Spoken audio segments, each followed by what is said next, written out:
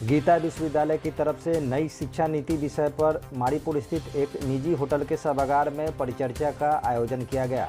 परिचर्चा शहर के लगभग 200 शिक्षक शामिल हुए। शिक्षकों ने नई शिक्षा नीति पर अपने विचार रखे। शिक्षकों ने परिचर्चा में कहा कि छात्रों को नई शिक्षा नीति समझने की जरूरत है, तभी वह अपना भविष्य उज्जवल बना सकेंगे। सरकार की तरफ से शिक्षा नीति में कई तरह के बदलाव किए गए हैं और इस परिवेश में किस तरह की शिक्षा की आवश्यकता है वह समझना भी अति आवश्यक है। Pro chancellor Geeta university Panipat से, दिल्ली एनसीआर से आज मुजफ्फरपुर के अंदर हमने एक टीचर एसोसिएट मीट का आयोजन किया है।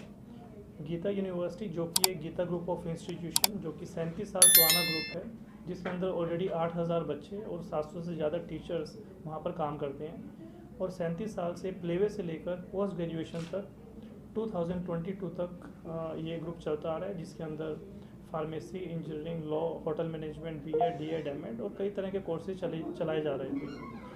और इस बार 2022 के अंदर हरियाणा की गवर्नमेंट ने हरियाणा के अंदर 25th university Gita university Panipat में दी है और ये 25वीं यूनिवर्सिटी है पानीपत के अंदर, प्राइवेट यूनिवर्सिटी है।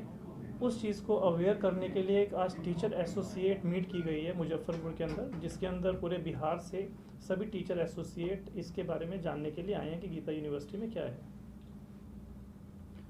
गीता यूनिवर्सिटी में कौन कौन से कोर्स कराए जा रहे हैं? मैं बताना चाहूँगा कि वैसे तो आज हमारे देश के अंदर अराउंड 1000 यूनिवर्सिटी हैं, जिसमें से अराउंड 300 प्राइवेट यूनिवर्सिटी हैं और अगर हम कॉलेजेस की बात करें लगभग 60,000 से ज़्यादा हमारे पास पूरे देश के अंदर कॉलेजेस हैं। लेकिन गीता यूनिवर्सिटी हरियाणा की पहली यूनिवर्सिटी है जिसने अभी जो हमारी सेंट्रल गवर्नमेंट सरकार ने नेशनल एजुकेशन पॉलिसी 2020 लागू की है, उसको एडॉप्ट करने वाली, उसको फुली इम्प्लीमेंट करने वाली पहली यूनिवर्सिटी है।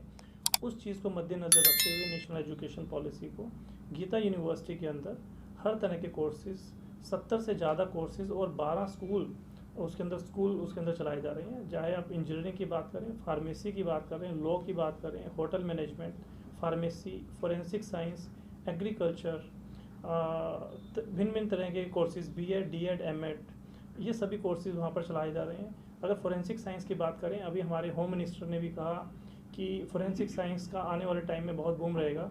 और मैं आपको बताना चाहूँगा ये सिर्फ कोर्सेज अगर अपने आप में बात करें चला हर कोई कॉलेज रहा है या हर कोई यूनिवर्सिटी चला रही है, लेकिन ये अलग कैसे है मैं वो बताना चाहूँगा कि 2020 के अंदर जो नेशनल एजुकेशन पॉलिसी आई है, उन्होंने कहा कि आप इसको स्टूडेंट को जो उसकी इच्छा होती है वो किस तरह का प्रोग्राम करना चाहता है। फॉर एग्जांपल आज एक बच्चा, बिहार का बच्चा इंजीनियरिंग करना चाहता है और उसके पेरेंट्स जो हैं वो कहते हैं कि इसको कुछ और करना चाहिए।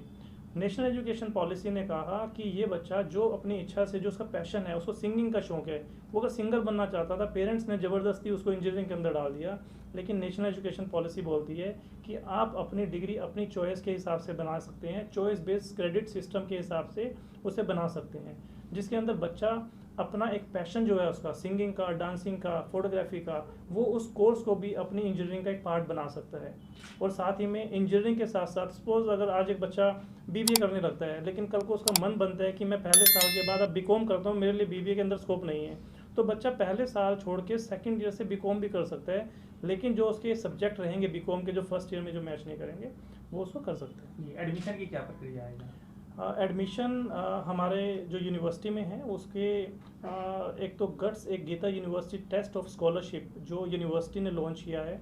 अगर आपने केंद्र सरकार की बात करें, अभी यूजीसी ने CUET के नाम से एक एग्ज़ाम लॉन्च किया। उसका पर्पस जो था, जो बच्चे 12वीं के अंदर, अगर बिहार बोर्ड की बात करें कि बिहार बोर्ड बच्चों को स्कोर बहुत कम देती है और CBSE बहुत अच्छा स्कोर देती है, जिसकी वजह से DU के अंदर किसी को एडमिशन लेना था, टॉप की यूनिवर्सिटी में एडमिशन लेना होता था, उसकी वजह से उसको एडमिशन नहीं मिल पाता था। CUET करके एक एग्ज़ाम निकाला सरकार ने, सेम वैसे ही गीता यूनिवर्सिटी ने 12वीं के बेस पे तो स्कॉलरशिप रखी ही है, लेकिन अगर किसी बच्चे को अच्छी परसेंटेज नहीं मिल पाती, लेकिन वो टेक्निकली स्ट्रॉन्ग है, किसी कारणवश नहीं आ पाया, उसके लिए गट्स का एक एग्ज़ाम रखा है, Geeta university test of scholarship. वो एग्ज़ाम दे के बच्चा उसको क्वालिफाई करके भी बच्चा एग्ज़ाम ले सकता है।